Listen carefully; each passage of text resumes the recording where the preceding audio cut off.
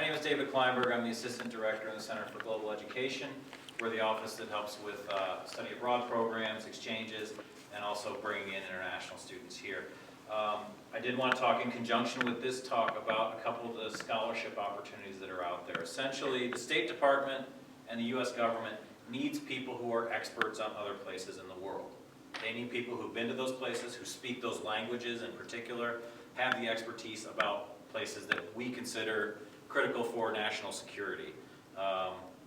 And national security is not just the places we have soldiers, but I'm reading off of a sheet here about a scholarship I'm going to talk about in a second. Program focusing on geographic areas, languages, and fields of study deemed critical to U.S. national security. Not only the traditional concerns of protecting and promoting American well-being, but the challenges of global society, including sustainable development, environmental degradation, global disease and hunger, population growth and migration, and economic competitiveness. So it's not just that we care about where we're sending soldiers around the world, it's about peace and prosperity all around the world and the interests of the United States. So one of the things you can do to prepare for a career with the government, with the State Department, would be to study abroad. And there is a lot of financial support to do that. There are scholarships, there's grants, there's all kinds of things to help you do it. The one I want to talk about is called the BOREN Scholarship. It's B-O-R-E-N. They have a website. It's borenawards.org. This is a scholarship that, now this is only for U.S. citizens. Sorry, Amy. Sorry, Tracy. But the for U.S. citizens, up to $10,000 for a semester if you're studying abroad, up to $8,000 for a summer program, or if you were to do a full year abroad, $20,000. I mean, that's going to basically pay for your whole program abroad somewhere. So a lot of money to do that. The focus of this scholarship is on basically anywhere other than Western Europe, yes, is my understanding. So Asia, Africa, Latin America, what am I forgetting? I don't know. Pacific. Out in the Pacific. A lot of money with the focus on learning the languages and learning about the cultures of those places. I like to think of this scholarship a little bit like an ROTC scholarship. They will give you up to $10,000 for the semester to study abroad, and when you're done with school, you're expected to do a year of government service, and that could be things like working for the State Department. It also works for the Department of Defense, so if you are an ROTC cadet, you could go and you could get this scholarship, and doing the service you were going to do anyways, serve out the terms of that. As I said, it's basically, the focus is on anywhere other than Western Europe. There's a long list of about 40 languages here that you'd be eligible for, and this is just one of the scholarships that's available to you. So if you're thinking about something like a career with international component to it, working abroad, or working for the U.S. government, doing things in other countries, a lot of scholarships we could talk about. Please come see me at the Center for Global Education. Please check out borenawards.org or check out the Center for Global Education's website. We have a page full of scholarships. There are some other things like the Critical Languages Scholarships, so languages that the U.S. government has decided we need more people who speak these languages. We don't have enough American citizens who know these languages around the world. Things like Chinese, Russian, Japanese, Turkish, Arabic, Urdu, all kinds of things. Azerbaijani. Yeah, all kinds of interesting languages that you could also be applying for scholarships, and you could actually take several of these scholarships at once. So you could actually have a BOREN Award and a Critical Languages Scholarship, and even a Gilman Scholarship on top of that. So if any of this appeals to you, it's never too late. Come talk to me about getting somebody else like the government to pay for your way to go abroad. All right, and I'll hand it back to Director Jones. My name is Michelle Jones. I'm, as this says, the diplomat in residence for this part of the world. So that means Michigan, Ohio, and Kentucky. I cover this area and talk to college students and young professionals about different opportunities, not only with the Foreign Service in the U.S. Department of State, but also civil service opportunities and fellowships, scholarships, and internships, such as the BOREN and the Critical Languages Scholarship, but also graduate fellowships that we have available on a yearly basis. Just to explain why I'm here and what a diplomat in residence does, because it sounds like one of those fancy titles that doesn't mean a lot. really, I think the best way to describe myself is as a talent scout or a recruiter, in that I'm looking for the people with the skills and abilities best matched to the Foreign Service or the Civil Service. And a lot of what I do is explaining who we are and what we do in places that might not be that familiar with the work of the State Department. Not many Americans are that familiar with the work of the State Department unless they've traveled extensively internationally or they're studying foreign policy. And I think it's very interesting that people ask me about my background, because I've been a diplomat for going on 15 years now, and they have the expectation that I've been to Georgetown or Harvard, that I studied political science, that I'm from a wealthy, well-connected family somewhere on the East Coast. And then I tell them, well, no, actually, my father was in the military. I'm one of 7 children from a small town in Michigan. My family was not politically connected. I went to community college. I was a waitress to pay my tuition. And they say, somebody like you, that was a phrase from one of the students I talked to at U of M. Somebody like you could be a diplomat? And I said, yep, the world is changing. One of the things that's said in the video that I really like was Hillary Clinton's phrase that she wanted a foreign service that looked like America. So she wants, and I think John Kerry is the same, Colin Powell before them, they wanted the Foreign Service to represent all parts of American society, not just the people who went to school on the East Coast and not just the people from the prominent families that you traditionally think of as being, the source for diplomats, but people like me who went to community college, or people who are first-generation college students, or from a minority background, or from a rural area. So we have diplomats in residence not only in places like New York City and Washington, D.C. and LA, but also at University of Oklahoma and Arizona State and in Mississippi and in Michigan, because we're trying very hard to attract people from all over the United States, because we feel we can only represent the U.S. when, there's a lot of strength in diversity. We can best represent the U.S. when we are truly representative ourselves. So that's one of the reasons that I'm here today, and one of the reasons that they employ diplomats in residence to take questions from young people who are interested in a career.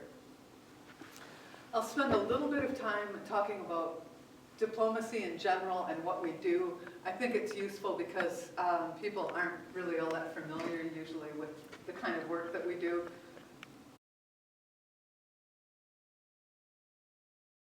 The process by which states promote their interests and values abroad by means short of war. What does that mean? How do we manage our relationships with other countries? How do we keep them going smoothly? How do we keep conflict from arising? How do we address conflict at its root before it really starts to grow into something that's uncontrollable and unmanageable? So how do we keep track of that relationship and keep it good?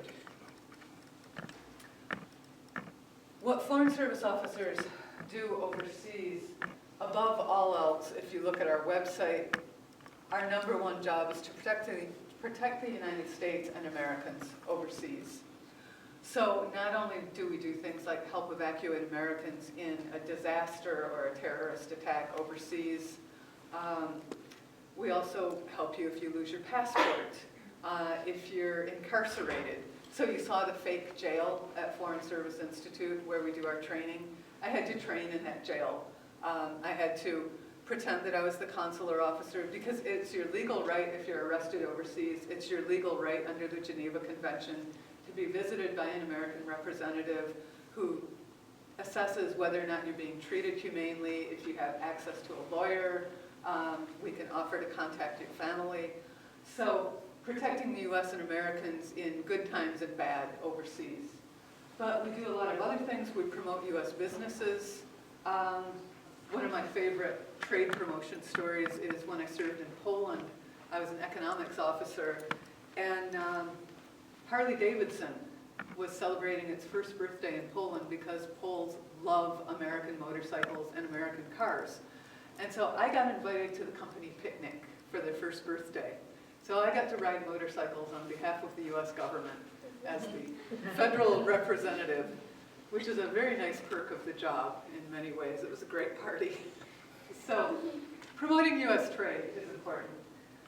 And as the young man said in the video, advancing democracy, human rights, and global interests, promoting stability, because that's so important to security overseas.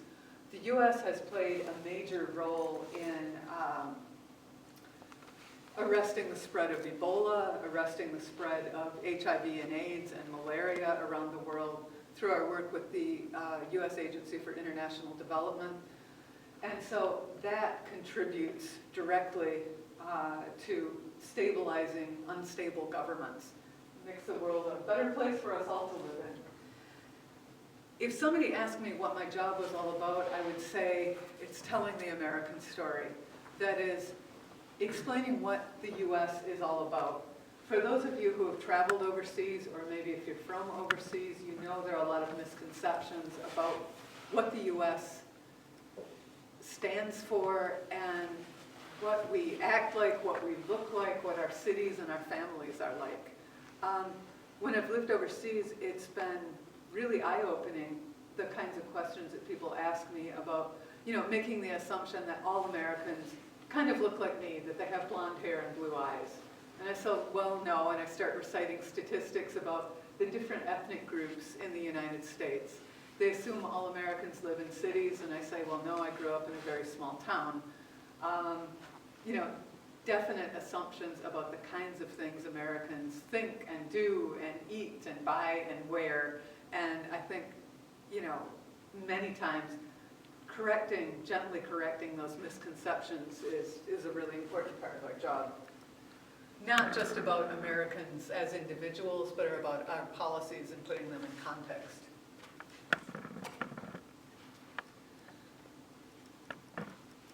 Okay, you all are children of the millennium, so you know, or maybe you don't because you haven't grown up any differently, that technology has really changed the way everybody does business, and that includes people who are in the business of diplomacy. If you think about conducting a negotiation a generation ago, how different that would be. You would have to physically be in the same room to have a discussion. You would have your facts and figures with pencils and paper. You might have a few paper charts, something like that. You'd have a lot of typed up painstakingly written reports. You would not have a PowerPoint.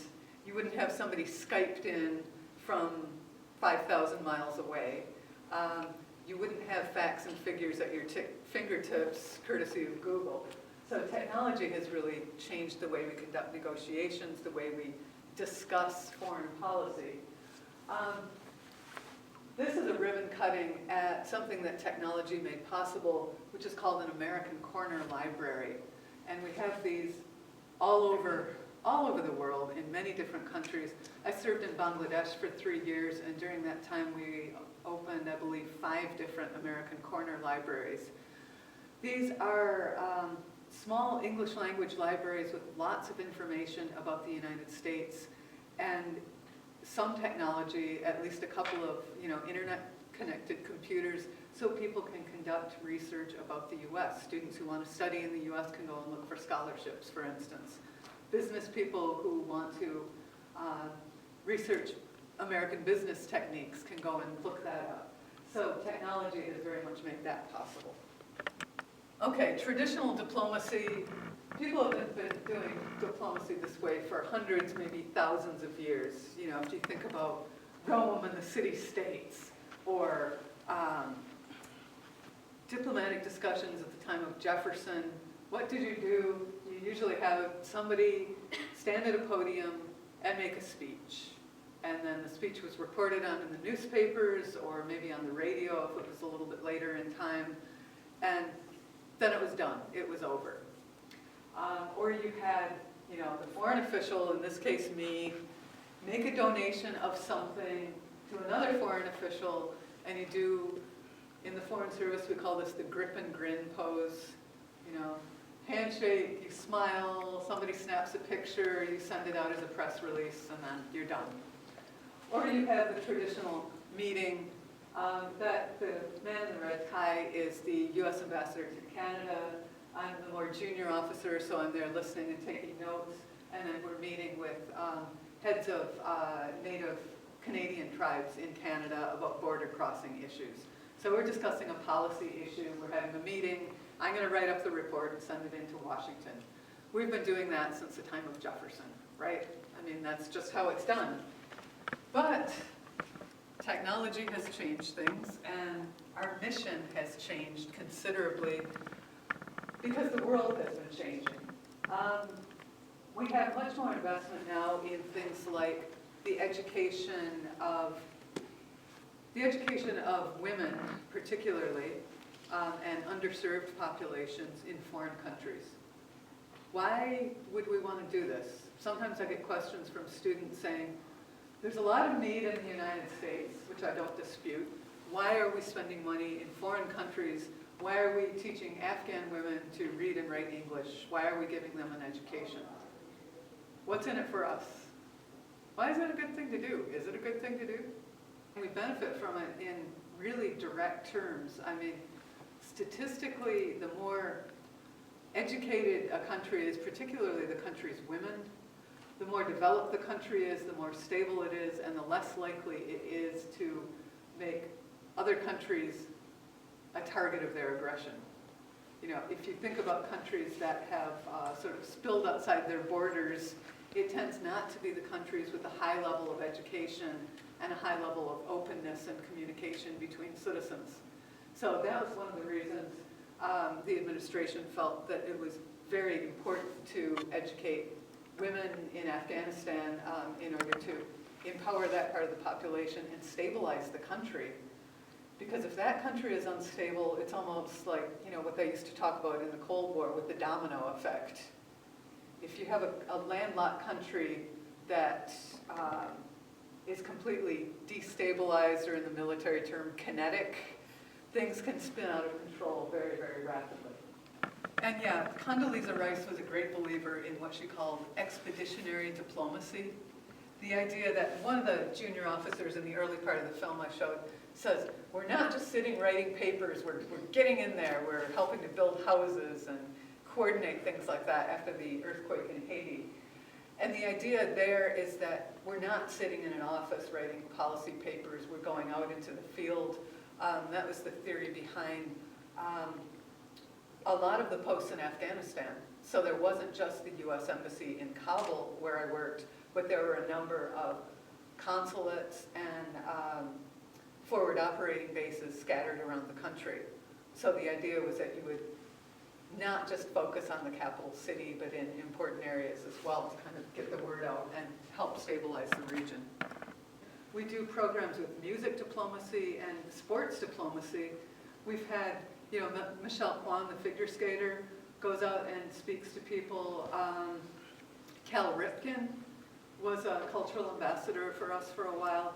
We've had very big names in American sports act as cultural diplomats to talk about the United States. And sports and music are two wonderful common grounds if you're trying to establish a discussion with somebody. I came up with this slide partly because it was important to me to show you what a typical diplomat looked like in contrast to, you know, the vision you might have.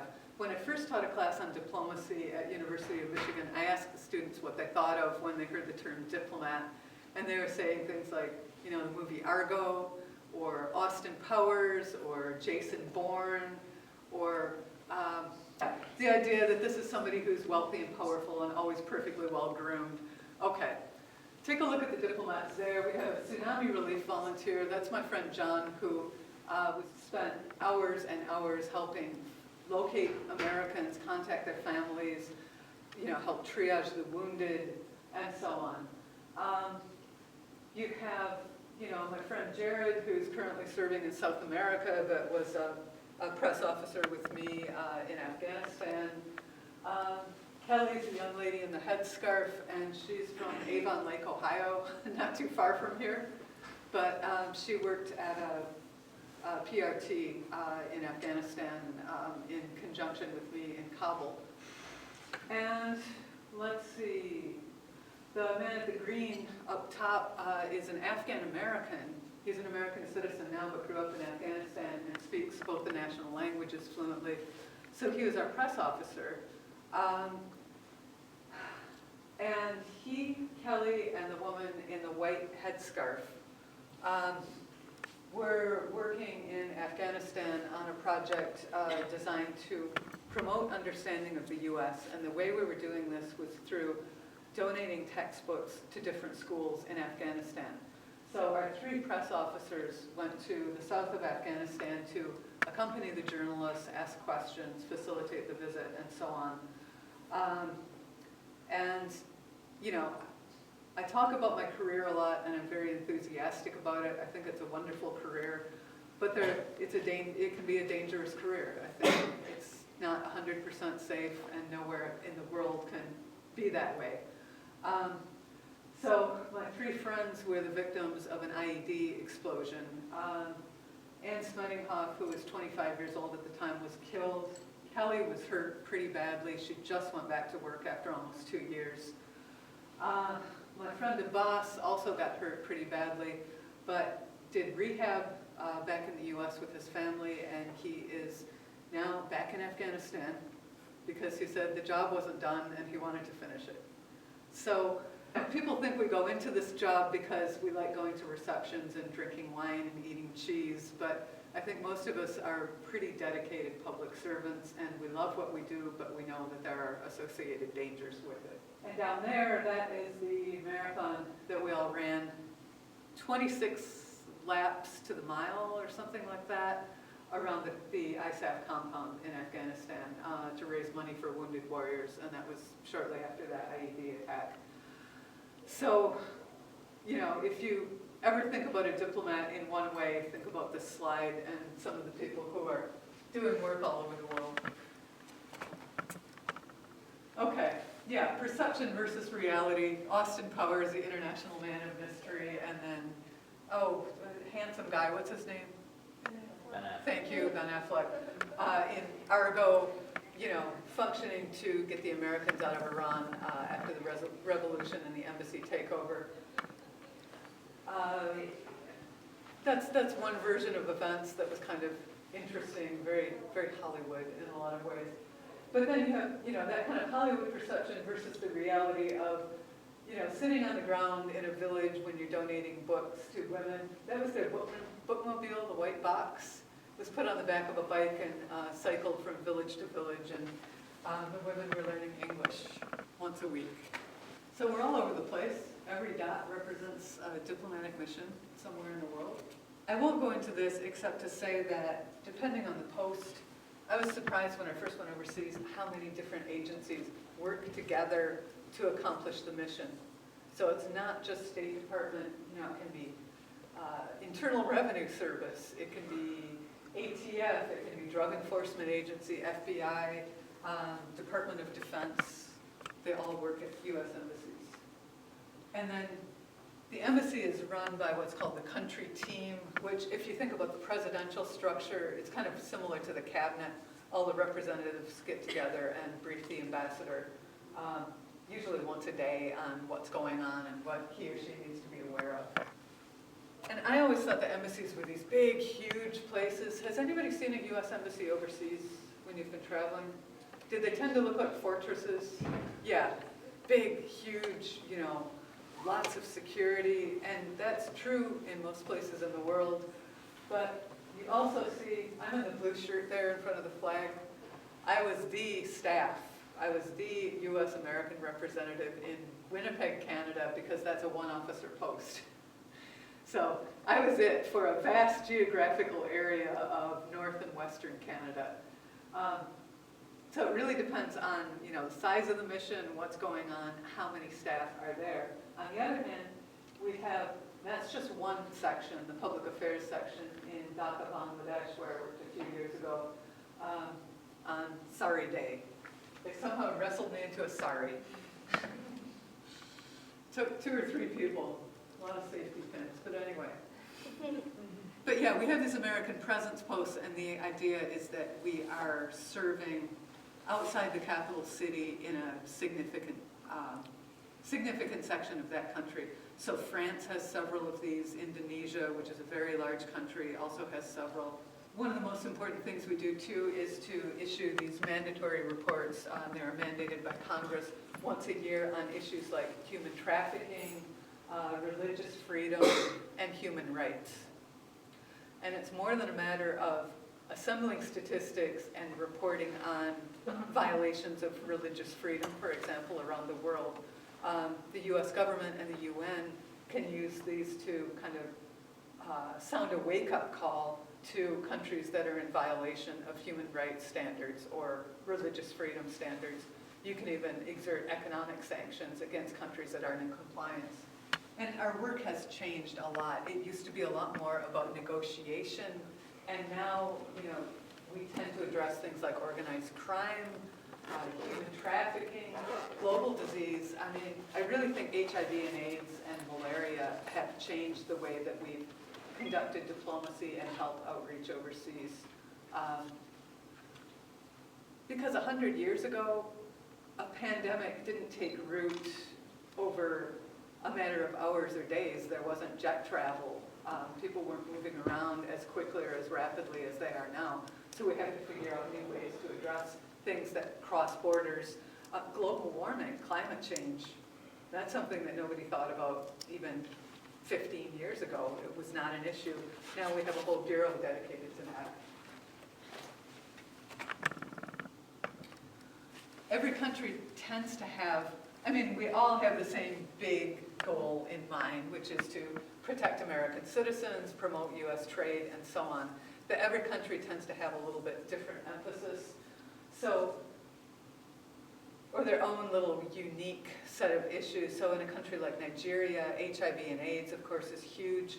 The terrorist threat, Boko Haram, that is a huge issue that we're trying to address in that country.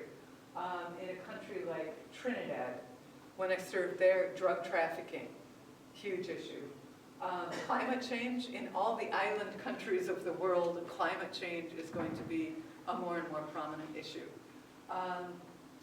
ACS stands for American Citizen Services. It's an island in the Caribbean. A lot of people have American citizenship or American connections. And so they lose their passports, they need to get their social security check, they need to have an immigrant visa for a family member, so that becomes a more important thing. Bangladesh, on the other hand, we dealt a lot with corruption in the government and in development issues like education and disease. If you've ever had a class in diplomacy or peace studies, these terms will probably be familiar to you. The idea of, very bluntly or very roughly speaking, hard power being more about violence or military power, soft power being diplomacy or talking, and smart power being something like a combination of the two. So with hard, we've got the stick, soft, we've got the carrot, and smart, we've kind of got the combination, where you're dangling the carrot and chasing with the stick. And that, I thought, was a very nice little cartoon about hard, soft, and smart power and the powers of persuasion. This advertisement was actually mentioned in the little video that I showed, where the woman was sitting in a cafe reading a newspaper right after 9/11, and she saw the ad, this man wants to talk to you about a really important job, where they're advertising for people to take the Foreign Service test. And we also have a number of resources online, your diplomats and residents like me who can answer questions about their career. But we have different networking events, informational events. Barbara, the Government Career Fair, do you want to give that a little plug? We will host on our campus on October 21st, this coming fall, the Government Career Day, and that is an event that it's like a career fair in that there's tabling with local, state, and federal agencies. But what makes it unique is that we have workshops that are associated with those agencies. So we'll have someone from the state of Ohio come and tell you how to apply to the state. We'll have someone from OPM come and tell you how to navigate USA jobs as well. So, you know, it's not only an opportunity to network with those organizations, those agencies, and to find out how they recruit. It's not going to be so much a drop a resume and, oh gee, I hope I get called for a job. It's to talk with the recruiters to become familiar with when, how, and why they recruit the way that they do, just like you're learning today a little bit more about the State Department. So it's going to be between 9 and 2 p.m. right here in Dolan in the atrium area here. So please, if you can, save the date and plan on attending to learn more. Yeah, I would recommend if you're, you know, anything I said sparked up the teeniest little bit of interest to go to the fair, you know, contact me. Lots of resources out there. I have a Facebook page where I announce all the events that I'll be doing.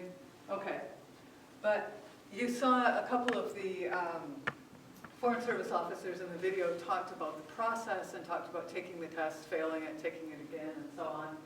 But finding the right minds for the job is sort of what I'm here for, or to encourage people who might be a good fit to take the test.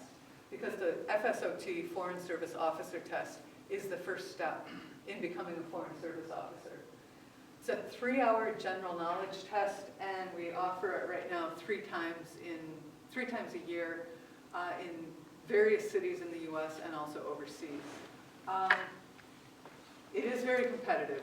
About 25,000 people a year take the exam. Usually we hire between 400 and 1,000 at the end of that. So yes, it takes a while. And just like with any other federal government agency, different time periods depending on budget, you can see a big surge in hiring and then you can see a slowdown. And that can change very rapidly. This is from our website, Becoming a Foreign Service Officer, kind of walking you through the different steps that you need to take to join the Foreign Service. I just included this because I think it's a unique tradition in the Foreign Service. Those of you who saw that bit of the video where everybody's sitting around nervously and the woman walks into the room carrying the tray with the different flags, and she says, we call that Flag Day. When you're assigned, when you first enter the Foreign Service, everybody goes to an orientation class, and during that class you get a list of all the jobs that are available to you. You list your top 10 and write a little narrative about which ones you want and why. You turn it in, and it's not until 6 weeks later at the ceremony known as Flag Day that somebody comes in carrying the flags, and sometimes it's, you know, Secretary Kerry or somebody very important, reads off the list and pulls off a flag and sets it down in front of you, and until that point you have no idea where in the world you're going. It can be a big adventure if you're of that mindset, or it can be a very scary thing. So somebody comes in carrying a flag, pulls one out of the tray and says, Krissa, you're going to Mongolia. And that's the first you've heard. So, you know, usually people are happy. I've only ever seen one person run out of the room crying. It wasn't me, which is But I just think it's a unique tradition. I kind of wish we did that with all our postings, but now they just send me an email. It's not romantic, you know. But it's not as public either, so you can either swear or dance around your office and no one will know. I would highly recommend Realities of Foreign Service Life, which is a book told from the point of view of people who have lived through it, not just the officers, but their family members. And I think that's kind of crucial if you involve your family in this, as most of us will. Yeah, getting your first assignments. I pulled these from the websites or the Facebook pages of friends and acquaintances. So that family was going to Ukraine. Her first tour she was assigned to Washington, D.C. You can see how nervous those people look waiting to get their flags. It's a pretty interesting day when it does happen. Oh, I just included a few shots of different things I've done in my career. The shot of me on the motorcycle, I think, has failed to make the cut. Probably a good thing. Some of you might remember, I think 3, maybe 4 years ago, There was a huge tragedy for Poland when there was a plane crash and most of their government was wiped out. Okay. My very first tour was in Warsaw, Poland, and because I was doing visa interviews, I learned the Polish language well enough to kind of get by. And this was many years later, but I was stationed in Canada at the time, and because I spoke Polish, they asked me to go to the memorial service and speak on behalf of the US government, express our condolences. I mean, it was a fluke that I was in the right place at the right time and that I spoke the right language. But I think language training, I used the slide to kind of emphasize how important it is to learn even a tiny bit of the language before you go anywhere. It shows respect that you made an effort to at least understand the culture a little bit. I'm proud of this one because I'm being interviewed on the radio station that is the furthest north in North America. It's up in the Arctic Circle. And you can imagine it's a town of a few hundred people.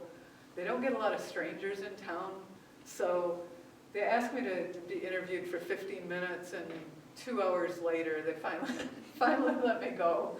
Because it was, you know, I was somebody new. They hadn't seen the same town for their entire lives. That's how close I got to the president when he was at Summit of the Americas in Trinidad. That was his first actual overseas trip, and he met with all the heads of government from were there discussing policy issues. And I just include that because that's my little brush with greatness. I got to be Hillary Clinton's stand-in. They were testing the lights and they needed somebody, they pulled me aside and said, you're about her height, you've got her coloring, so we need to test the lights on you. So I got to stand in front of the flags and be my boss just for a couple minutes. So careers.state.gov is the place to find out the best information. But I am very happy to answer questions about the process, you know, taking the exam, applying for internships, anything else. I wasn't sure how to direct my comments, so I just kept things kind of general, but if people have specific questions, I'm happy to try to answer. Yeah? Yes, we have 3 separate kind of career tracks in the Foreign Service. So Foreign Service Officer, that's what I do. But we have the Foreign Service Specialists. That's a diplomatic career, comes under that heading. Diplomatic security, human resources, some of the more subject matter kinds of expertise fall under that. They have a similar application process, although it's more resume-based and not based so much on passing the exam. The other career track is the civil service, and they are experts in foreign policy, but they operate primarily in the United States. And they tend to follow one issue or one geographical region their whole career. So just to give you an example, I worked on the Fulbright program in Afghanistan because I'm the public affairs officer, so I work on that wherever I am. I work on the exchange programs. And so I did a lot, or I oversaw all the interviews for students who wanted to get scholarships to study in the US, and I collected their transcripts and looked at their statements and did the interviews and, you know, tried to figure out who was best qualified and which students I would pick. I was doing this overseas. At the same time, my counterpart in the civil service in the US was contacting universities in the US saying, I have a student here, her TOEFL score is this, she wants to study electrical engineering, these are the classes she's had, can you place her at your university? So we're both working towards the same end, but from different sides of the world.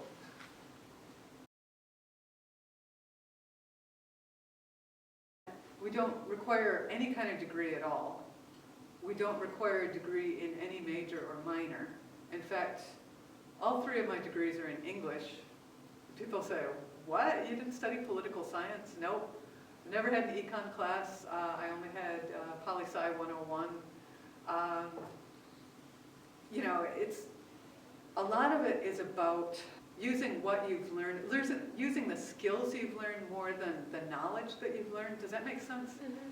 So I learned really good research skills. I learned good writing skills and critical analysis, because I taught English composition and I taught rhetoric and things like that. And I read and write every single day. Now, I'm not using what I learned about the 20th century novel, which is what I wrote my PhD thesis on. I'm not putting that into use every day, but the skills developed, I'm using all the time. And for that reason, we have a lot of former lawyers in the Foreign Service, and that's partly because they make great consular officers because they're used to studying different policies and laws and interpreting what they might mean. So when they do a visa interview, they can say the law applies in this way. Yeah, I mean, statistically, most people do have a degree, and more of our officers now do have at least some postgraduate study. But I would say getting experience in the working world, whether that's paid or unpaid, is probably more important than accumulating graduate degrees. Really important to have real-world experience, and particularly experience communicating with people. A lot of people have very impressive academic credentials, but have not worked on the outside. I have to tell my Outback story.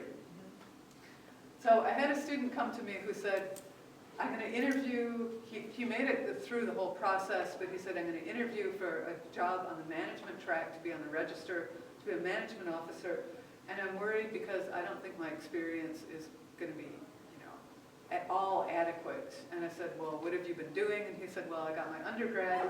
The only job I could find was at Outback Steakhouse, and I'm a manager there. And he looked like he expected me to laugh at him or say, oh, go home, there's no way. And I said, tell me what you've been doing. And he outlined his day-to-day responsibilities, which were, overseeing a staff of 20, keeping track of supplies, inventory, negotiating between different schedules, people's different expectations, taking care of unhappy customers, dealing with health inspectors, all these, it was a huge job requiring many different skills. But because he thought, I don't make a lot of money, it's not a high status job, it doesn't count. It does count. I had somebody pretty highly placed in the State Department I talked to about this, the Outback Steakhouse manager, and he said, I'd rather have that guy than somebody with a master's from Georgetown and no real-world experience. Much rather have somebody who could talk to people, make them comfortable, figure out what they needed and how to address their issue, than somebody with a lot of theoretical knowledge and no practical skills. So kind of keep that in mind as you're preparing for this, and it doesn't have to be paid employment, it can be volunteering, any kind of tutoring, mentoring, that's really useful. Anything that gives you cross-cultural experience. Notice I didn't say traveling internationally. That's not necessarily required. It's really nice to have. But if you have experience working with international students here, or I think one of the reasons I went into this job in the first place was that one of the first jobs I had as an English major was helping tutor second language students for their TOEFL exams. And I got very curious, so you came here from Jordan, tell me about what life is like there.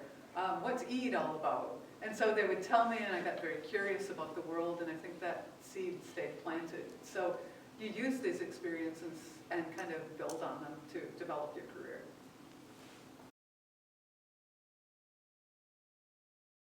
Yes. If you are not a U.S. citizen, but you have good English language skills, we often suggest when people ask about employment, say for example, you're from where? Egypt. Egypt, okay. You're from Egypt, you are on a student visa here in the U.S., but you graduate, you go back to Egypt, you have great English, you know the U.S. Educational system well, you can apply for a job at the U.S. Embassy as a local hire. And in fact, somebody earlier today asked me, how do you adjust to so many different cultures so fast? And I said, I could not do it without the local employees. you know, in a country as different from the US as maybe Bangladesh or Afghanistan was to me, or that, you know, where I don't speak the language fluently like I did in Poland, if I had not had the local employees who work for the US government, but they're local nationals, I'm sure I would not have survived.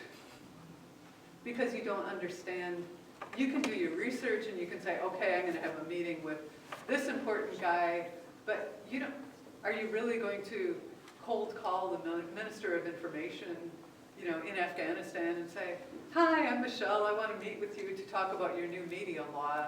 And he'll go, who are you and why should I talk to you? Your local employee kind of smooths the way, makes the introductions, briefs you on what the minister is expecting of you, what you should expect from him. So yeah, and they're crucial jobs. And if you don't yet have US citizenship, it's a great way to serve the US and your home country at the same time.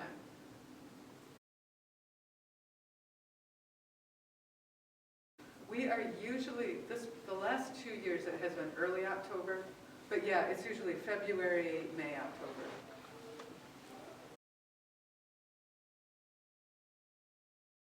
Get at a certified testing center, but they're all over the place.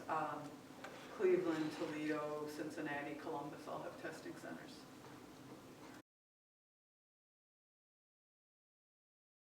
No, you don't take the Foreign Service Officer test. The specialist jobs, particularly the jobs like, diplomatic courier, construction engineer, the medical professionals, the lab techs, those are actually advertised, and you go through kind of a normal process where you fill out an application on USA Jobs and send it in. The best thing for you to remember, if you remember nothing else, is careers.state.gov, and then sign up under Keep Me Informed.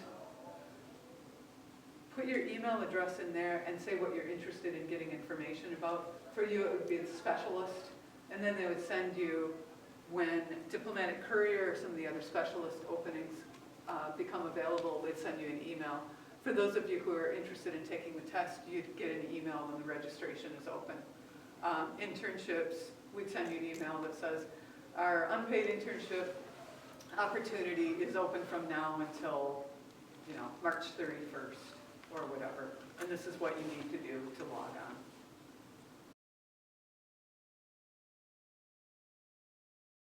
Handy little gizmo Google app. You can sign up for this and it will send a question a day, a retired question from the Foreign Service Officer test to your phone. So a lot of people kind of do this to get ready for the test. You won't see that question on the test, but it'll give you an idea of the kinds of things that they're asking. There is a sample test on the website and there is a study guide that you can order. Low price of $29.95.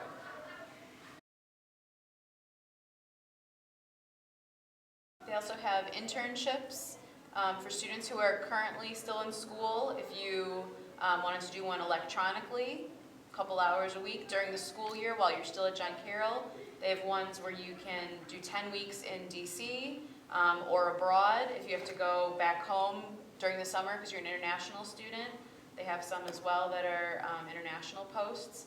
But unlike a lot of our internships, that process takes a lot longer because you have to get a background check. So think like 8 months in reverse is when you need to start that process. Yes, maybe even 9.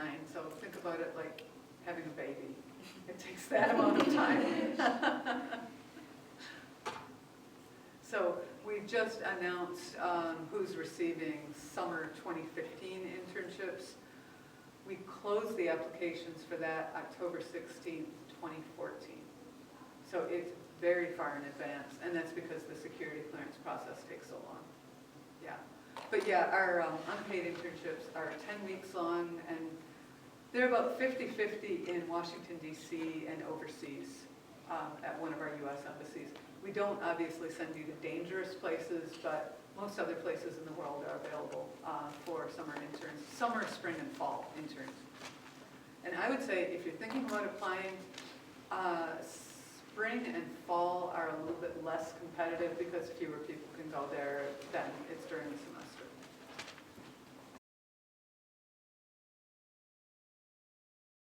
you go straight into functional training and sometimes language training. So typically your first assignment would be as a consular officer, so you'd be doing largely visa interviews and American Citizen Services.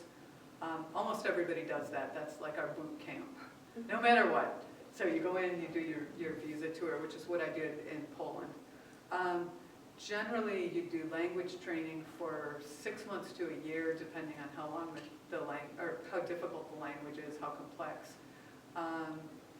And then the consular training, I believe, is 3 months long. So they say to plan on 18 months before you go out. Sometimes it's a lot shorter. If you're sent to London, you don't need to learn a language, so you may have 3 months of functional training and then go. So it can be shorter or longer, but I'd say plan on a year to 18 months before you go overseas for the first time. My children have been very supportive of my career and not complained very much about moving every 2 or 3 years. And I think a lot has been my attitude that I'm never of the attitude that, oh, we gotta move again, this is horrible, we have to go to Poland, ugh. I try to involve them in my bidding process, which means, you know, you get the list of jobs, and I look at them, I used to look at the jobs together with my kids. We'd figure out pros and cons, might be important for kids at one age. Later on, you know, is it an IB school or AP? Can I transfer? Is that easy enough to do? I would look at the job. Do I have to learn a new language? But we would make up a big chart and rank them all based on pros and cons. And so they were involved in the process. But I've had friends who just came home and said to their spouse or partner and their kids, okay, we're going to Croatia. Okay, we're going to New Guinea. And that would be the first they heard of it. I don't think that's a particularly good way to do it, but maybe it worked for them. It depends a lot on the city that you're living in, but most of the time you are living in government-assigned housing. And unless it's a very unsafe environment, you're just living out in the city on the local economy. So in Poland, I lived in a row of townhouses. My family had, you know, one townhouse. There were some Americans there. There were Poles. There were Ukrainians. We took the bus to work. Same thing in Bangladesh. You know, just lived on the local economy, lived like the locals did. In a place like Afghanistan, it's a lot different because security is so much a bigger concern. So we lived on a compound. We ate in a cafeteria. We rarely left the compound because it was dangerous. No.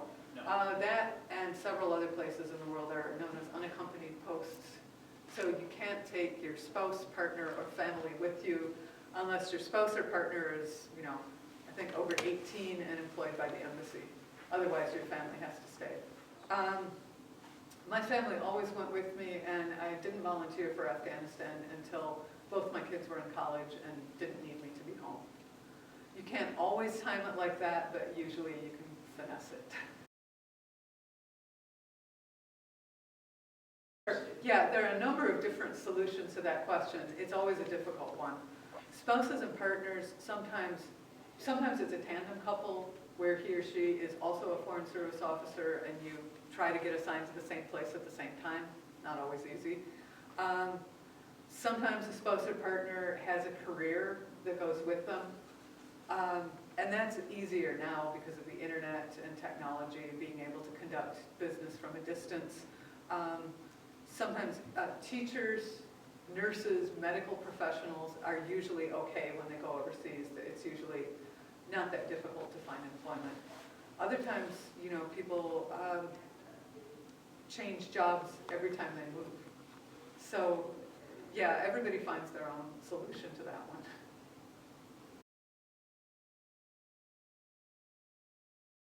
The unpaid internships are 10 weeks long.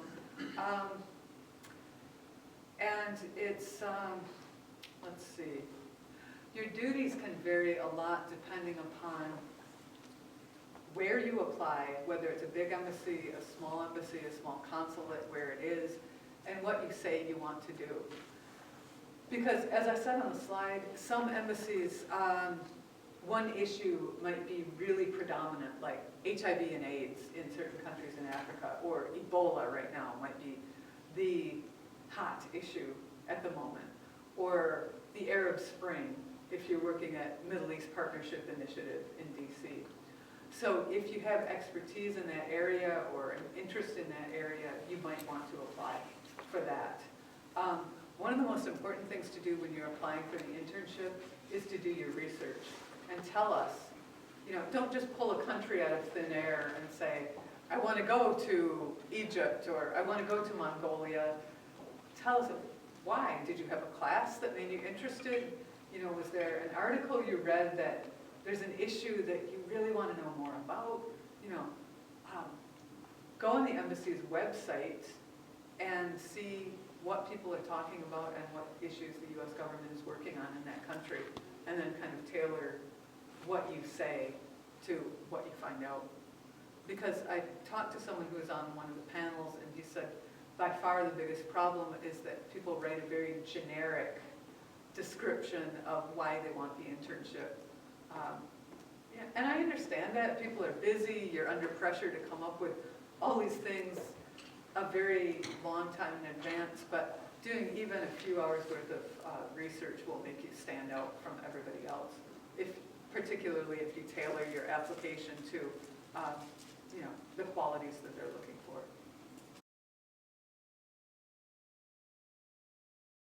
Okay, Pathways internships. How many people have accounts on USA Jobs? Or are familiar at least with USA Jobs? Okay. Pathways internships are a way for people who have recently graduated, in fact the program is called Recent Graduates, to gain some experience in the federal government, to kind of dip a toe in the water and see if this is something that you want to keep doing.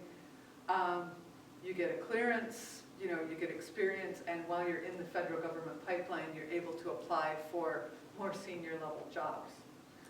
The thing to know about Pathways, again, I said keep me informed was really important. It's even more important when we're talking about pathways, because those come open at irregular intervals. I don't know ever when the Pathways Recent Graduates program will open up. So if you sign up on our website under Keep Me Informed, say you want to know about recent graduates, we will send you an email when that opens up. But the best thing to know about this is it always opens at midnight.